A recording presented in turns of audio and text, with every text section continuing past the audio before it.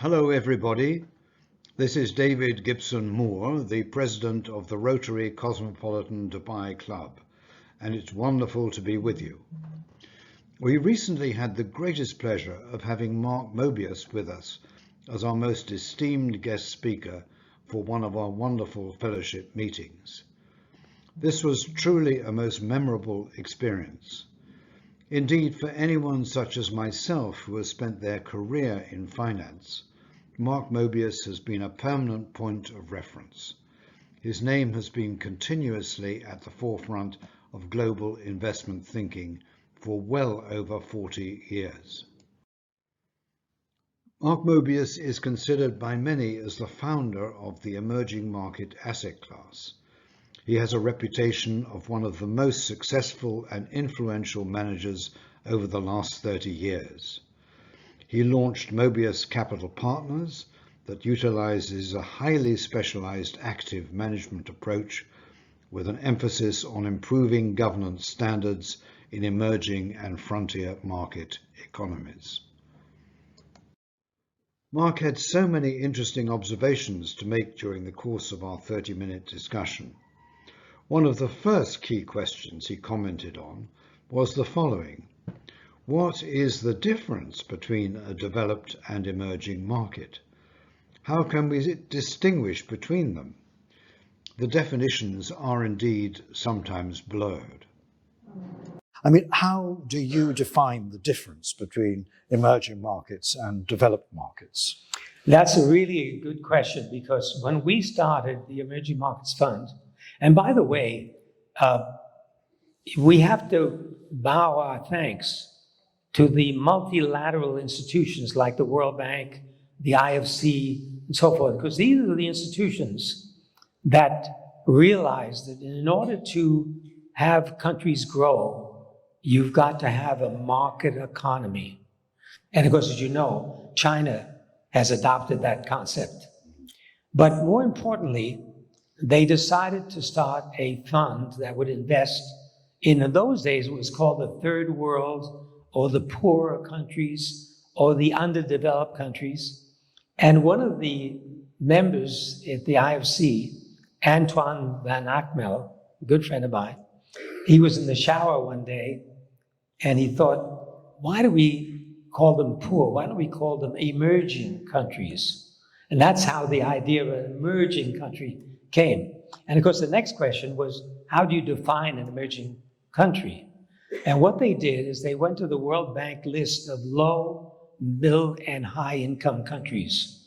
And all of the low and middle income countries based on per capita income were selected. And of course, it included all of Latin America, all of Africa, all of Asia except Japan, and Australia, New Zealand. Of course, at that time, the Eastern European countries were not opened up. Russia was not opened up. China was not opened up. So that was the area that we could invest. And when we started the fund, the Emerging Markets Fund, only three or four of these countries were open. You know, I could invest in Hong Kong, Singapore, Malaysia, and Mexico. That was it. All these other countries did not welcome foreign investment. And then finally, we started the work of opening up these countries. But the question now, of course, is what is an emerging market now? And the problem with defining an emerging market is that some of these countries have graduated into a high income, like Korea, Taiwan. So how do you count them in the emerging markets index? The other problem is that as a result of the growing wealth in emerging countries, companies that normally would have been mainly selling their products and services in Europe and America now are selling them in China, in India, in Africa, in Latin America, and so forth. So if you look at the S&P 500 and ask what percent of their earnings are in emerging markets, you'll find that many of them have over 50% of their earnings in emerging market countries.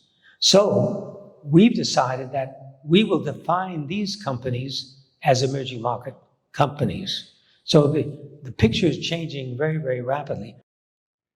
The case for investing in emerging markets usually focuses on factors such as economic growth, attractive valuations, favorable demographics, and the emerging consumer. However, emerging market stock performance has been lagging behind developed markets for a number of years. It was very interesting, therefore, to hear Mark's observations on the future investment perspectives for emerging markets. But having developed this very positive view on emerging markets, when you actually look at the performance of emerging markets, they have underperformed the developed markets indices over 2 decades. One thing. And secondly, I think we all know when we study finance that if you want to maximize your portfolio advantage, if you like, you should invest in assets that are not correlated. And the other aspect is that the emerging markets have been gradually developing positive correlations with the domestic markets. I don't know how you analyze that in your own investment thinking. Yeah, the story of underperformance of emerging markets is based on the indices and the index, the MSCI Emerging Markets Index, the S&P 500, and so forth. And over the last 10 years, more or less, the MSCI Emerging Markets Index has underperformed the S&P. But as I pointed out, what is the S&P? What kind of companies are in this? These are emerging market companies that are performing well because of their sales in emerging markets. So that's why this whole trend towards looking at the indices is very faulty.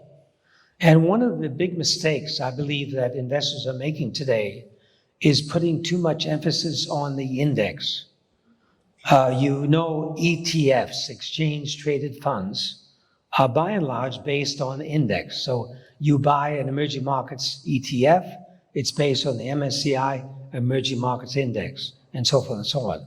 So what I'm advising people is say, it's okay to have some ETFs in your portfolio, but you should look at active managers, people who manage actively and don't follow the index.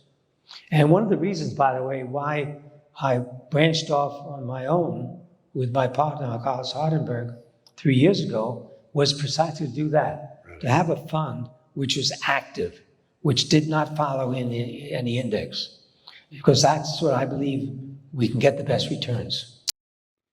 During Mark's career, especially in the early stages, momentous change was taking place in Japan, the recovery, for instance, China, and as a result of the great Asian financial crisis of 1997. Major political and economic events produced challenging times for any fund manager. Mark had some very interesting observations on how to navigate these twists and turns. I mean, you saw some momentous events. The Cultural Revolution was just next door when you were in Hong Kong. You saw the rise of Japan from the devastation of the Second World War to a developed economy. You saw the resurgence of China under Xi Jinping.